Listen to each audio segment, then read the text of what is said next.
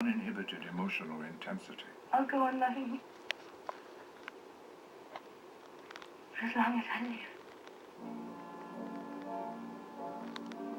From a 1940s teenager to mature superstar, Elizabeth Taylor was the image of traditional Hollywood star power. When A Place in the Sun was made, Elizabeth Taylor was probably the most beautiful woman in the world. Did you promise to be a good boy? She was breathtaking, Not to waste your time on girls.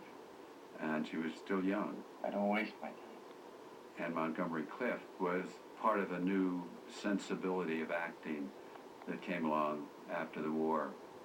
Monty Clift was able to play sort of a attractive, sexy, male character, but to invest it with a kind of vulnerability that was something that wasn't the norm up until then. We better go now.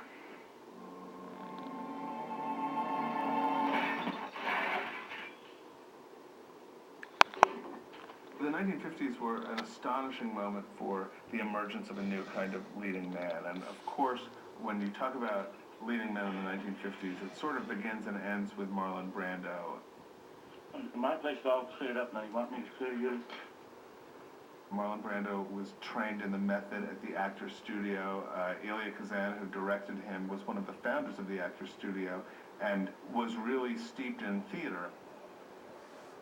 The biggest single factor in the difference between the New York school and the Hollywood school is the fact that when we began, we had no studio space.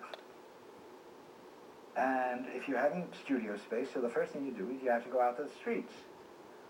And that style, photographically, and then also because of the nature of it, it affected the stories.